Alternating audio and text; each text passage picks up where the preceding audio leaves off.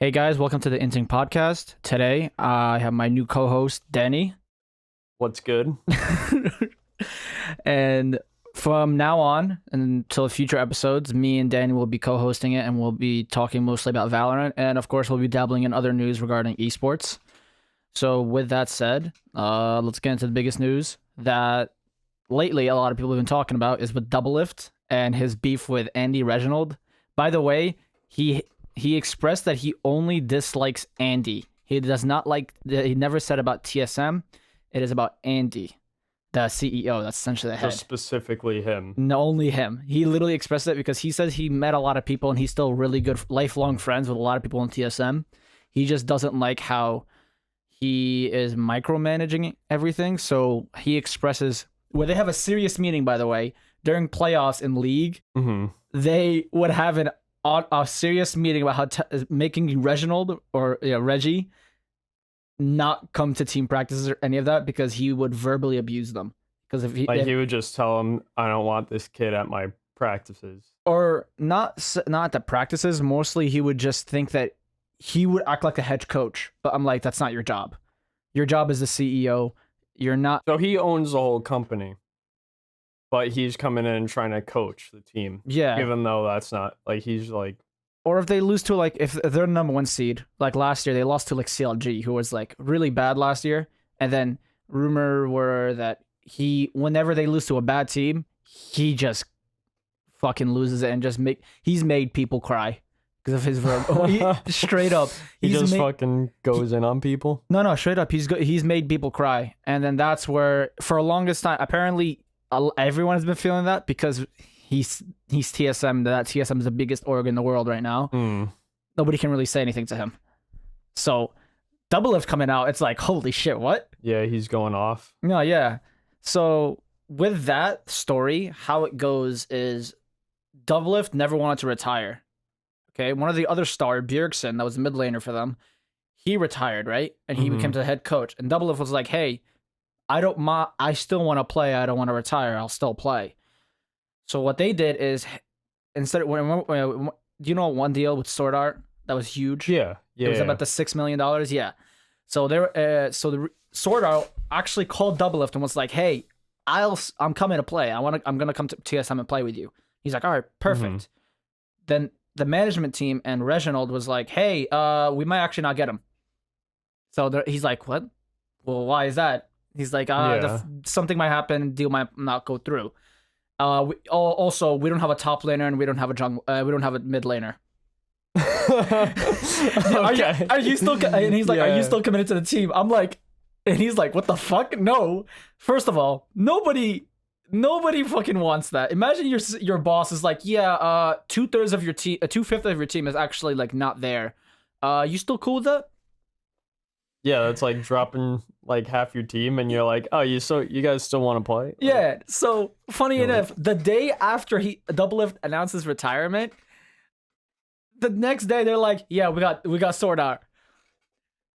Low key. The next day, literally, you should look at the post. Literally, the next day they say, "Oh yeah, Sword Art. We got Sword Art." I'd be fucking fuming. I'd be fucking. So they dropped him, or he left. And then they're like, we got your boy over here. And he's like, bro. Yeah. He's like, dude, what the fuck? Apparently, Andy doesn't just has an ego, apparently. This is all rumor. I'm not saying this is true. In Doublelift's term, he has a big ego and he just didn't want to work Doublelift. And he's like, Doublelift wasn't mad. He's like, at least just let me know. Just tell me that you don't want to work with me.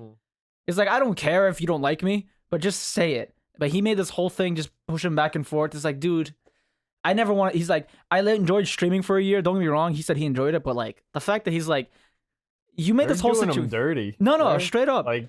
Because the thing is, he's one of the best AD carries. He's one of the best AD carries in the LCS. Imagine you just it leaves a bad taste in your mouth. So for a whole year, he held that in, and then out of nowhere, he just talks shit, and he's like, dude, fuck that guy.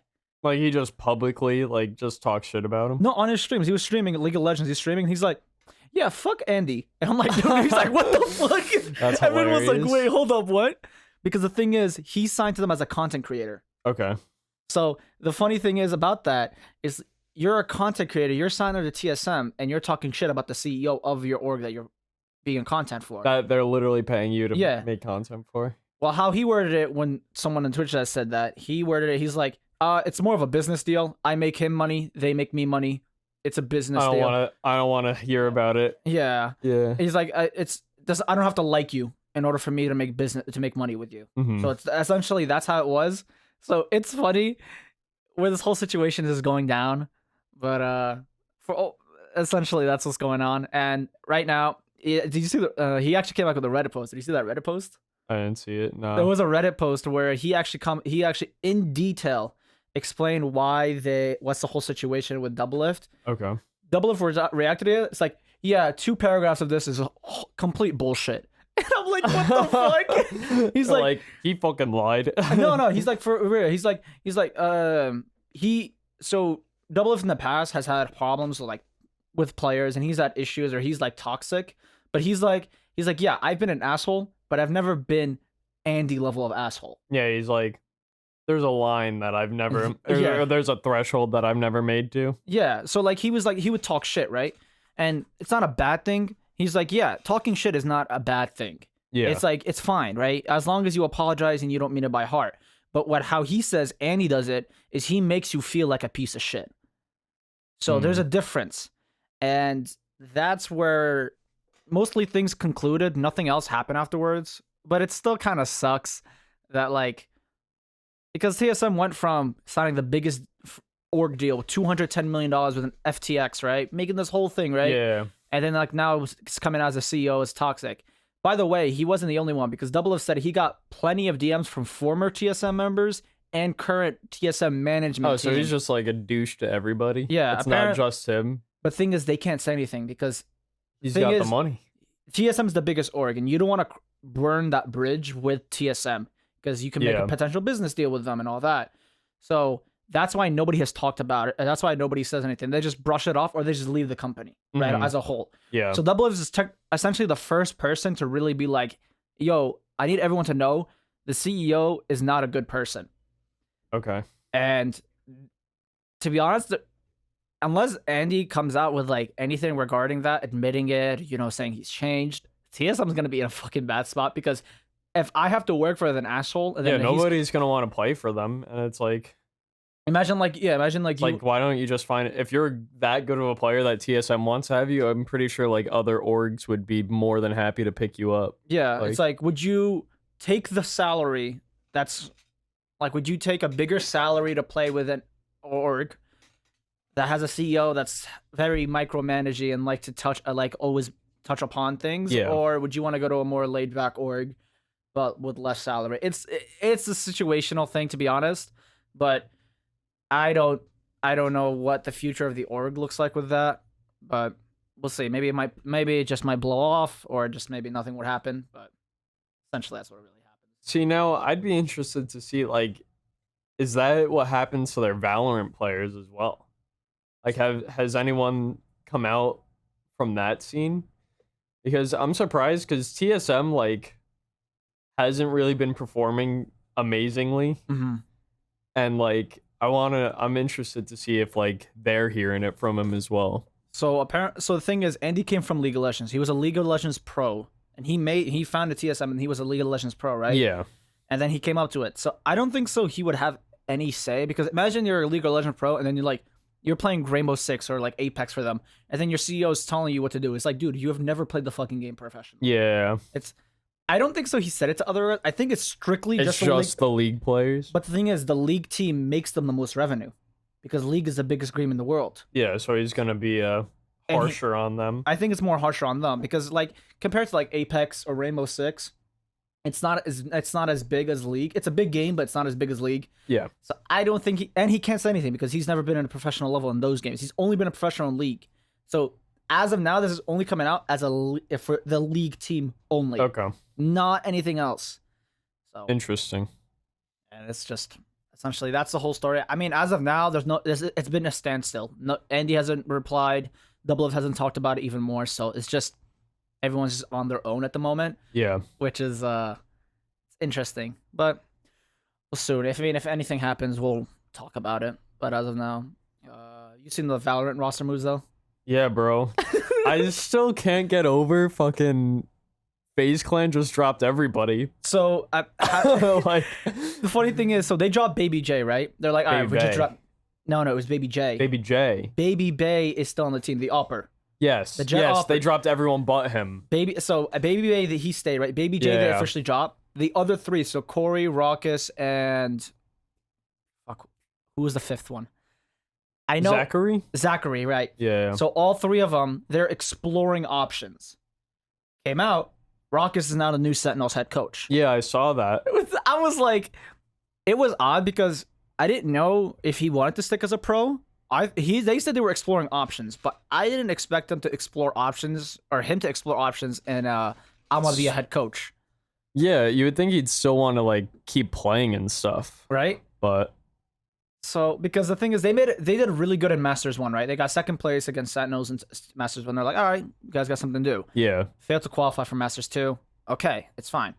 Failed to qualify for Masters 3. All right, what's going on?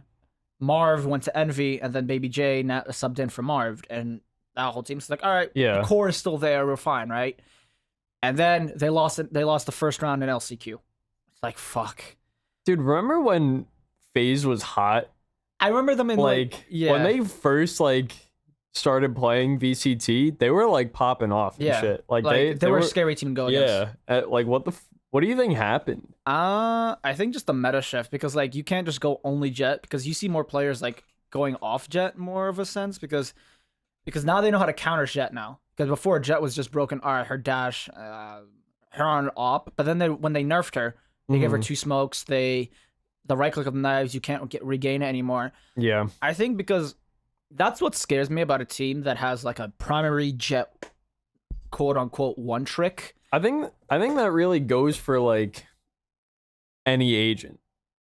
Like it's like, remember when Valorant first came out and Cypher was busted? Oh, so yeah. like if you were a good Cypher main on your team, you could like just win defense like Yeah. for free pretty much. And it's like, I mean, Cypher wasn't hit as hard as like Jet was. Like I think the nerf to the Jet ult really kind of like fucks a lot of people, because like that shit, like Jet ult can literally turn games around because you could just win your ecos.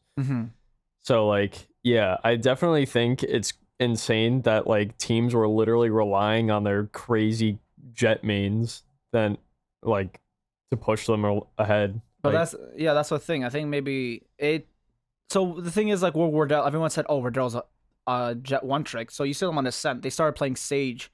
Wardell was on a Sage, but he was still wielding an op. yeah. So he was like, all right, he knows how to play other agents. But Jet has essentially is necessary on every team, almost on every map on every team. It felt like Jet is always needed. If you have that one Jet one trick, it's like hard. Like, yeah, you see because like Jet is just designed in a way that like, I don't know, like her movement, it's not even like, it's not her movement, it's that like she doesn't have things like large recovery times. Like people that have teleports, like say Omen, he can't entry because he's vulnerable that whole time while he's teleporting. Or Yuru, you just see where he's gonna go, so you just fucking kill him. It's but like instant. Jet's the only one who has a kit that can like entry in the way that it does. Like you just smoke and you dash into it, and what are they gonna do? Spray through the smoke and hope they kill you? Well, that's what I'm saying. I think that's one of the. I don't think that was one of the reasons why TSM kind of fell off a lot. It was more of just like their comp as a whole was so outdated, because at one point during like the like early in VCT they ran like triple duelist. It's like you'll never see that now. Yeah. You would never see a triple duelist unless they get buffed to like an Oblivion. You would never see that. But then they had to adjust, and then the team kind of fell off. They benched Cutler, they brought Bang. By the way, for like one stage, they brought him for like a playoff, and then they dropped him again. I mean, a lot of things could happen behind closed doors. We don't know anything. Maybe team just didn't synergize well with each other, so that's why maybe they dropped him. You think part of like TSM synergy had, or like lack of performance has to go from Wardell just playing Tarkov instead of Valorant? Like Yeah, I love the instance where they were like, yeah, I mean, during like a match, he would just play Tarkov, and I'm like, dude, what the it's fuck? like, isn't this guy like supposed to be your carry? Like, what the fuck? It's just like the balls on him. I think it was like the round of 128. I remember like they were like they were like between maps, right? They just finished map 1, and then Wardell was playing Tarkov right in between. Yeah, He was like doing like a factory run, which is I was like, dude, what the fuck? But then what now a he doesn't. Chad. Yeah, that's actually fucking hilarious. Just the fact that like, he's just like, I don't know, man. But I don't know why. But the thing is, funny enough, you know what? Going back to Corey, he's actually right now trialing, quote unquote, trialing for TSM. So he's What do you mean? like a lot of players. So when they go into free agency, they can be like, hey, let's do a few scrims. So they scrim with a team. Of course, they sign a contract saying don't talk about it because like Yeah. and whoever scrim, I mean, it's just known. Hey, if you're scrimming with someone, just don't talk about it because you can have a setting in your thing like doesn't show your customs. You don't have to show your custom settings or your custom matches, so you're fine with that. But then so he's technically trialing because someone from Luminosity, Tig, he was trialing, but then they stopped. So I'm guessing he was just never a fit. Do you remember Rush from CS:GO at all? Do you know him? Yeah. So he was was trialing for TSM for Valorant. There's rumor that he is moving to Valorant, but no official statement. So there's that going on, and there hasn't been any news. George Giddis dropped it where he's saying Rush is still trialing for them, but there has not been any news. Then Corey's trialing because Hayes just recently moved to NRG. By the way, he didn't leave. He was dropped by them. TSM dropped Hayes, their main IGL. So then now I find that really interesting. There's like, I feel like this happens in Valorant specifically. A lot of the IGLs just get dropped first. It's like, I think Valorant as a game is hard to IGL in because I mean, I guess it's new. I mean, it's like over a year old now. So I mean, but like remember like the first like major drop in Valorant was when the Cloud9 dropped Shinobi. Yeah. And it's like, why are you dropping your fucking like your IGL? It's like, oh, the IGL isn't performing. It's like the IGL isn't supposed to be your fucking jet main who's getting frags all the time. And like, I feel like that's been going for like a bunch of the teams that have gotten rid of them. They're like, oh, they're not performing. It's like, well, this guy's got to micromanage everything because he's the one who's really coaching the team during the game. Yeah, because like I think unlike CS:GO, where it's like, all right, we're gonna rush B, go through banana, one go through mid. All right, that's it. It's like, no, all right, can you throw a molly mid, throw a smoke in heaven? It's like you gotta worry about abilities plus what they're doing and plus you're lurking. So IGLs definitely have the most hard. I think because another people saying is like, oh, why he's not performing? It's because Shazam, he's technically a jet main plus he's an IGL. So that's why I think that's why a lot of the misconception comes in with an IGL. You can't have like Shazam because Sentinel for a long time did not have a coach, right? I mean, you can put that as Tens carrying the team, but that's a whole different story. That's a whole different argument. I don't think so. I think that's just the team itself is just good. But because everyone looks at Shazam, it's like what, he's an IGL and he's like a jet opper and he's and he frags out. It's like, yeah, but that's like half their team. Yeah, it's like you can't really. It's like difficult for him as well because what if he's like bad calling, but then it's a whole different scenario because now you see for T1 Curry, he IGLs for them and you see him play Reyna a few times. So CS with Valorant, I mean, it's hard to IGL, but I think a lot of it is just because of the fans. Just they don't know how to actually play in a competitive level where they don't understand. It's like, hey, the IGL is supposed to macro manage everybody while trying to like make a plan. Of course, that's where the head coach comes in finally, because now Sentinels have a head coach. Now all that stress of just making a game plan goes to the head coach. Yeah. But we got to see. I think Champions is December 1st, so there's that as well. What other news was there? I think Steel actually. Rumor is to sign with T1 because they're going through a major overhaul. Rumor has it they dropped Skadoodle, and now Brax is the official content creator for them. I think he just dropped him because like T1. I mean, we haven't really heard much from T1 at all. They haven't been really making moves. They made noise in beta, and then during like the Blizzard. They didn't. Like that. they made moves in beta, and like we haven't really heard much from them since. Yeah, nah, they have not. They haven't done shit afterwards. So that's the funny part about it, which is like, shit. It's like a T1 is like a very big org. They're known for their league team and of course that, but unfortunately, I mean, what org isn't known for their league team at this point? Shit. I mean, TSM. No, TSM is known for their league TSM is like literally stands for Team Solo Mid. Yeah, like they literally revolve their name around League of Legends. So it would be awkward. That'd be awkward as hell. What if just League of Legends died as a game? Like nobody starts playing it. It's like, what does TSM stand for? It's like, oh shit. Of a rebrand. Team Suck Men. Team Suck Men. I would wonder what their name would be. It's like, I would hate to change my name to like, or it would be awkward because I don't think so. League is ever gonna die. It's just gonna be that one stagnant game where it's always gonna have a lot of fan base, especially during like the in like. Well, I mean, Korea. Arcane came out and shit. Yeah. So it's like a decade after League, more than a decade after League has come out. So I mean, like they're still expanding the platform. Well, it's just funny because I think that was the first anime kind of TV show they came out with, right? I don't know any other TV show they really came out with. No, the most that they came out with those like shorts and stuff like throughout, but they came out, and then like the world's music themes where they have the music videos for that. I think that's it. I think or they like keep getting Imagine Dragons to write weird songs for their champions. Danny hates Imagine Dragons. Why do you hate Imagine Dragons? Bro, they're like objectively like not that good. Why? Why do you think I don't know. Have you like heard their music before? They're not that bad. I love how everyone on the internet went from Nickelback being the worst band. It's like the meme. Well, because Nickelback doesn't make like relevant music, if they even make music anymore. Yeah, but like, it went from Nickelback to going, and then like it's like a passing of torch. Now everyone hates Imagine Dragons and they think they're the worst band. But I'm like, they're not bad. I mean, the new music video with League was good. Yeah, but how much do you think was on Imagine Dragons' end, and how much do you think was on Riot writers' ends? You really think so, huh? Yeah. Nah, I think they're a good band overall. They're not that bad. Danny hates them, but you know, what kind of music do you even listen? What do you think? Who do you think should have replaced Imagine Dragons? Who could have replaced them? Literally anybody. Imagine they get like little Uzi Vert to rap and fucking. They get like Playboy Cardi to like say some shit that nobody knows what he's fucking saying. You said like, you imagine they get like a fucking a Pitbull.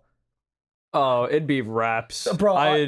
I'd stop supporting Riot as a company if they got Pitbull to do their goddamn Worlds video. Watch next year, like fucking Beyonce is gonna start do a music video for anything but Pitbull, bro.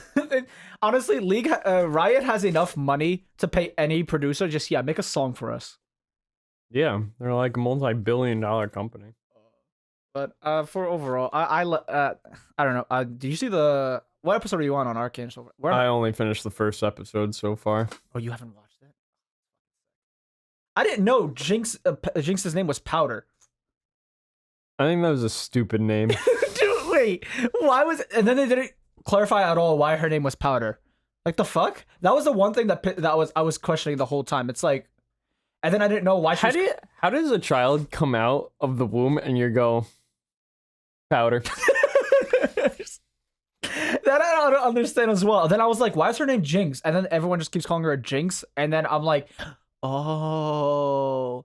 And I'm not gonna go into spoilers, but then episode 3 explains why she is now. But it's a good show. You definitely need to watch it. But for overall, I like it. Yeah. You left because we were watching it, and then you were like, "Yeah, I was mad tired," and I went home and I laid in bed for a minute, and I was like, "Damn, I'm not tired anymore," and I started playing League. Because I had work at 6 a.m. and I'm like, man, I'm at least watching. Fucking, what time did you have work? 8. I left at like 10:30. You could have squeezed in one more episode. I could have. No, but I'll get around to it eventually. I don't know. It takes me forever to watch shows. Yeah, you recently just got into anime too as well. I mean, like a couple months ago. It's just that it takes me forever to finish shows. Like I said, like it took me like 2 months to watch fucking Your Lie in April. But then you watch Weathering You like 4 times Yeah. because you were like, yo, let's go watch Weathering You in the future. Well, it was in theaters. Yeah, but I'm not gonna watch it. I watched that show already. You made us watch it like 3 times already. That's not true. that is. You kept asking us, and then we watched it once in your house, and then you wanted to watch it once on Discord, and then we were like, When did I want to watch it on Discord? you asked us. You were like, yo, you guys want to watch Weathering You? I'm like, dude, no. Because it was in theaters.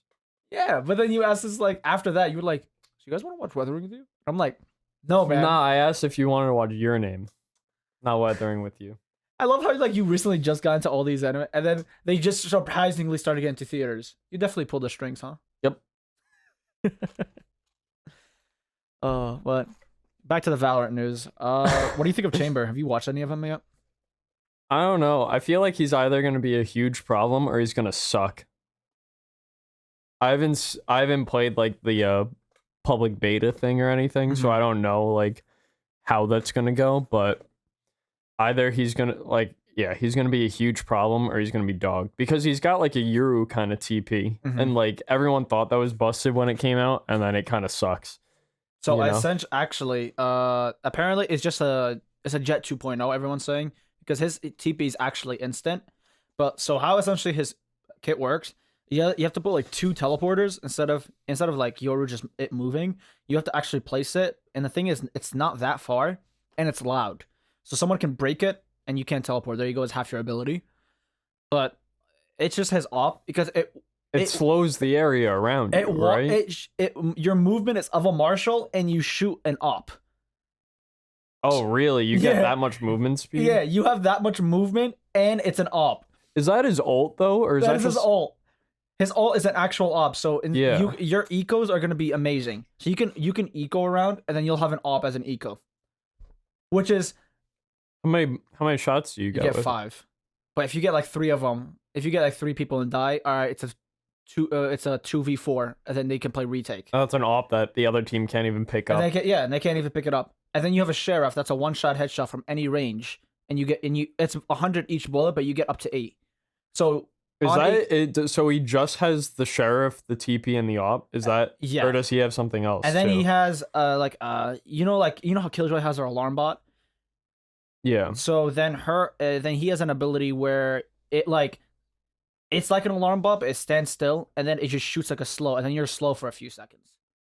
So it makes it even easier for you to hit the off shots that slow the you get slowed. Plus, then you can just throw and then someone could throw a molly there, and then you're just burning while you're in a molly. By the way, his ult, after every time you kill him, he makes an AoE event, AoE, where it slows you. Yeah. So if you get shot and then your team is slow trying to run away, you can shoot him more. Yeah. Which is like, dude, that's what the ridiculous. fuck? Pros are saying that he's not gonna be broken or replace anything, but I'm calling fucking cap. That's just gonna be broken. I don't know. Like he's either gonna be busted or he's gonna suck. I think because like I mean, how I can see him like really doing well is because since what you said it's 100 per bullet of his thing, he could buy light armor and 4 bullets of the deagle, and then you have a classic, a deagle, and you have light armor. So first round, there's no reason you should lose first round if you have a chamber. You have a chamber. Then you could snowball off that. But I feel like you have to place both of the teleporters, right? Yeah. So he can't like entry. The thing is that his teleporters comes with his ability. Comes with them. You don't buy them. It comes with it. So that's like his signature. So he gets that but you have to place each one of them individually. Yeah, you have to essentially. That's essentially what makes him a quote unquote sentinel. You can't like entry with him. No. And he doesn't have flashes. He doesn't have a smoke or anything. No. So like, I don't know. If he doesn't have crazy movement, I feel like he's gonna be like people are gonna be like, why don't I just play Jet because I could entry and shit. So you can or you can have a Jet and a chamber. So you have 2 ops. I guess you can have 2 ops in one round. So I mean, he seems like an agent that's gonna be annoying but not broken. But I don't think he's gonna be able to replace like a Cypher or a Killjoy. No, actually physically holding down a site, I don't think so. Because if you get someone who's ass and then they playing chamber and they can't hold a site, all right, it's a 4v5. Mm-hmm. So But then with Killjoy, if you have someone who's ass but playing Killjoy or Cypher, at least they can do something and maybe hold them down for a little bit. So I think in a professional level, it's not gonna be as crazy. But when it comes to something like a ranked game, like anything like Diamond or below, he's gonna be annoying. But anything above that, I don't think so. He's gonna be broken per se. Because look at Yoru, everyone's like, oh, he can TP, he can flash, he can put fake footsteps, but then he's ass. Nobody plays him. He's in Masters 3, he had I think he only was picked like a once. 1% pick rate. I think he only got picked once the whole time, and it was by I think it was a Brazilian team. And then he got picked once, and then everyone's like, yeah, why would they pick him? And they fucking lost that round, that map as well. Yeah, he's not that good. I think and like remember when he came out and everyone's like, oh, this guy's busted. Yeah. And like he's got a teleport and he could flash and then teleport, and like by week 2 everyone's like, wow, this kid's fucking dog. Yeah, because you can read his TP, and then that's what I'm thinking for Chamber. All right, you break one of his teleporters, where's he gonna teleport? Yeah, does that recharge through the round? It recharges, but thing is, if you break it and then he has to go place it again, but like if you just break it again, you could just keep breaking it. Then he's just gonna be like, all right, fuck this shit. Yeah, I don't think so. That's the issue, because I think him as an agent, he's gonna be like a C tier agent, where he's gonna be like a wild card, where in anything more than like meta. But when it comes, but I want to see Yoru and Phoenix get buffed. Those two need to get buffed, because I think Phoenix needs to get buffed. I have not seen him picked at all, because his flashes are his flashes make a lot of noise where you can like dodge away from it. His mollies are like okay. His wall is like all right. He's only good with his ult. The only thing is, because he's ult, so he can live twice. That is the only way. That is the only way he is a viable agent. Because I was seeing in pro play, he was barely picked. He was only picked in Haven. That was the one map he was picked. But even then, he still struggles a little bit. So I think those agents. I don't think there's gonna be a major agent buff before Champions, just because Champions is in, as of this recording, 2 weeks from now. So him getting a buff, or any of those agents getting a buff, or like a major buff, or someone's getting a major nerf, it's going to be highly unlikely. Maybe like a minor. I think the only thing they need to fix with Phoenix is his flashes. Make it where like it's a KO where you can't even hear it. Because KO, when he flashes, you can't even hear it. So you could just be holding something and then you're flashed and you're like, where the fuck was that? You know? Yeah. So I think that was the only thing he really needs like a major buff in. I don't see him anything else in it. Maybe make his heals faster. That's it. I don't even know about that. Yeah, so I think that was the only thing I could really see him try. That's the only thing I could see him viable in. Minus that, no. Yeah. Oh. Huh. Well, essentially, that's essentially all the Valorant news that I could think of and we could talk about. Except for Elden Ring, though. I'm actually so fucking excited. You know, it says streamers got beta key. Did you watch that? Yeah, they had a network test, but it was only on console. Oh, really? Yeah. I mean, what, you're already gonna play it in controller? Yeah, but I don't have a console. My Xbone is under my bed here, and it's been there for like 2 years now. Which one? Is it the Xbox One? Yeah. Wait, have you not touched it? I literally haven't touched it since like 2017. Wait, what games do you have on it? Whatever's on that shelf over there. I got Dark Souls 2, 3. But you would have on PC. Yeah. I bought them again on PC when I got this. Oh, all right. But I saw it. It looks good, though. I think a lot of people, it was mostly positivity. Everyone said it was like a really good game, but it doesn't come out till February, no? Yeah, they delayed it. Again? No. It was supposed to come out in January, and they delayed it to like, what, February 22nd or something? Why did they delay it, but they're coming out with a beta test? I don't know. Yeah, I know. I mean, they started working on this game in 2016. They started working on it once the last DLC for Dark Souls 3 came out. And then they have George R. Martin, who is the writer of Game of Thrones, working on it. Yeah, so you have his storytelling and his weirdness, adding with Dark Souls creativity. And Dark Souls weirdness, because like you've never played a Dark Souls game before. I think right? I played the second one, which you said it was fucking dog shit. It's not good. But like fucking dog shit. in Dark Souls, like even though George R. R. Martin is like working on the story, how FromSoft like tells the story in their games is they don't tell you anything besides like there's an opening cutscene, and you find out things about the world by reading item descriptions. So they don't. You. Like you go, so like it seems like they have more NPCs and stuff in Elden Ring, so Mhm. you're gonna be able to piece it together a bit more. But like like people played Dark Souls 1 and they're like, I don't know like why I just killed all those people and why and what I did, you know. And then Dark Souls 2. Dark Souls 2's story has nothing to do with like the actual story of Dark Souls. Then what is it? Is it like a prequel? No. Wait, then what is it about? It's like stupid. like they have a different studio that worked on or a different game director. The director worked on 2, but then he came back for 3. then the guy who directed 1 came back for 3, and that's why people like 3. Is the same director going for Elden Ring? Mm-hmm. Oh, okay. Because I saw one of the bosses where he like it was like a mini boss where like it's a Titan just walking around randomly. Are you talking about like the giant that just kind of walks around? Yeah, he just walks around randomly, and then you can fight him if you want to, or you choose not to. Yeah, which is like I like that option. Or I saw one where they're in a forest, right? And it's like he's an obvious boss, but you can sneakily walk around him. Mm-hmm. Or if you want, you can fight him. But they're like, I think they don't really tell you, but they're like, it kind of gives you hints like, hey, you're gonna fucking struggle if you fight him now. Yeah, essentially. Because, well, I mean, that's how like really Dark Souls 1 is more like this than I guess 2 is like this to an extent, where the game doesn't tell you where you should go. It kind of just funnels you in a direction by if you wander in the wrong direction, things kill you in one shot. So you're like, oh, I don't think I'm strong enough to go here. And then it kind of pushes you in the other direction. Unlike you who like plays the game multiple times, you're like, I can. Well, I mean, like I've played Dark Souls 1 and 3 so many times that like I don't level health. I was just like, if I don't get, why does it matter how much health I have if I just don't get hit? Yeah. They can't kill me if they can't hit me. Yeah. Right, essentially. I'm excited, but do you pre-order it yet or no? No, but I'm gonna. Like, I was gonna get the game regardless, but I wanted to wait till gameplay came out, and then I saw all the gameplay that they released for the beta, and like all the big like streamers or big Dark Souls YouTubers were like, the game's fire.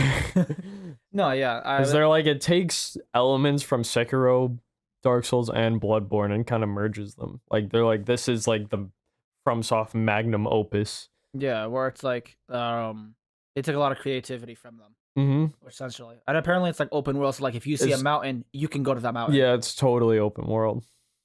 It's gonna fucking I have to actually delete a lot of shit just to get space for that. It's gonna be like a huge it's gonna be a huge ass game. Yeah. Essentially. It's gonna be huge. So essentially that's gonna be fun to play.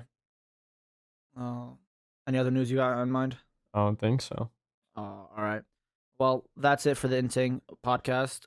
We'll see you guys next episode. Hopefully with no more news. Well, no more news? More news. I mean, shit. You said no more news. Did I say no more We're news? not talking about news anymore. All right, so this is the last episode of the Inting podcast. I'll see you guys later.